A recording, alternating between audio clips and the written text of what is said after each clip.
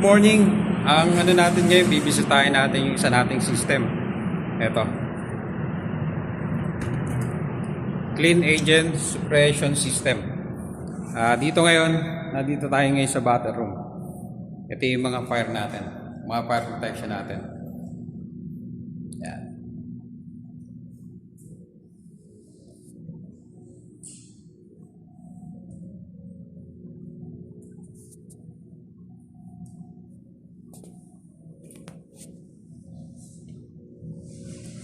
Bali yung ang tawag dito FM200, isa sa type ng gas suppression system.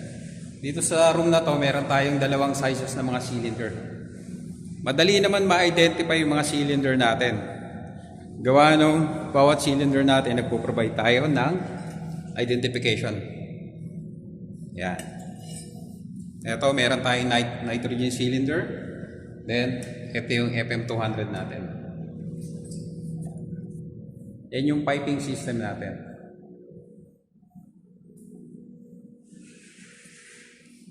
Tapos, meron tayo rito 1, 2, 3, 4 na directional bulb.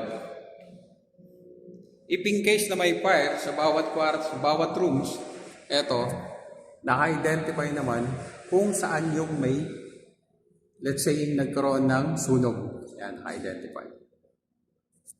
Sample, nagkaroon tayo ng sunog dito sa LV room. Ito, automatic, bubukas yung directional bulb natin.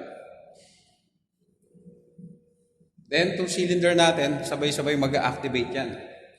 Para pumunta rito sa line na to. Kung saan yung na-detect natin may sunog. Yan. Yung ibang directional bulb natin dito, naka-normally close yan. Yung mga yan. Kung saan yung sunog, i-address niya, doon magbubukas yung directional bulb. Tapos dito rin sa isang side natin, meron din tayo. Yan.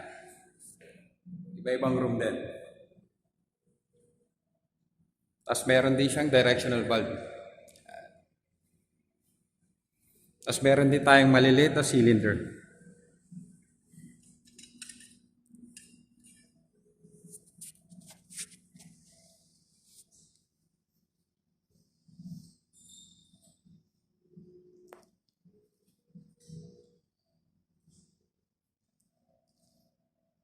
Tapos magbibigay tayo ng isang sample ng isang kwarto kung paano, ibig sabihin kung paano yung system at paano mag-activate itong system natin.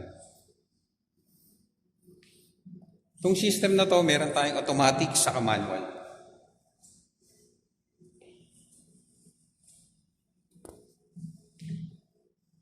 Sa ngayon, hindi pa nakakabit yung mga solenoid natin. Pag totally handover na tong building na to, lahat ng solenoid kailangan nakakabit na para sa automatic.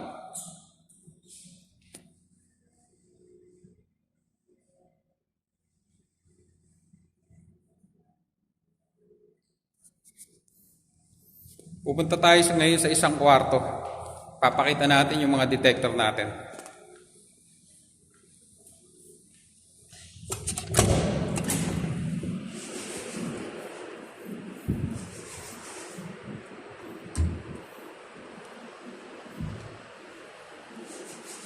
Example, meron tayo ngayon isang kwarto, isang room to, protected siya ng Clean Agent Suppression System. Ito, manual full. If in case of fire, iti-trigger lang natin to, ipo-full natin at magre-release na yung gas natin. So, papasok tayo sa isang sample ng kwarto. Yan.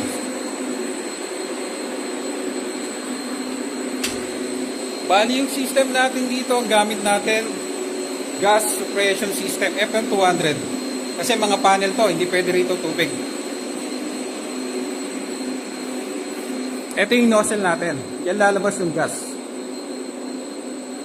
Tapos meron tayong mga detector. Yan, detector yan. Smoke detector. Yan.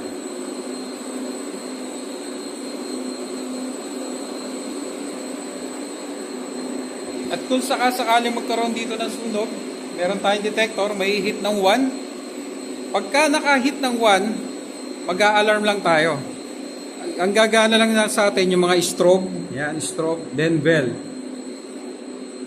At continuous gumagana yung isa. At pag nakadetect pa yung isa ng detector, ibig sabihin dalawang detector, doon na magti-trigger yung gas natin. Doon magre-release ng gas. Para i-suppress niya tong room na to.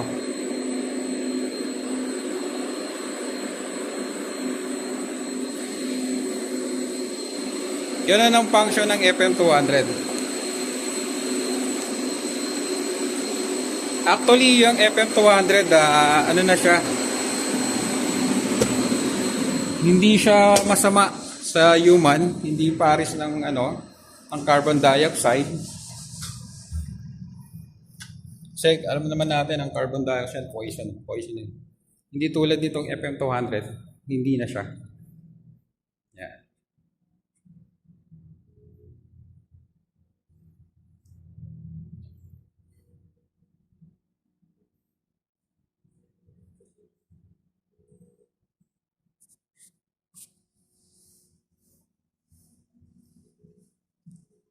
Yan ang natin ngayon, ang topic natin, FM200. Okay guys, shoutout nga pala sa tropa natin sa mga kainta at sa Batch 89 natin. FM200 room. Battle room. Okay guys, sa susunod naman natin, sa labas naman tayo. Yung mga sprinkler natin. Okay guys, thank you.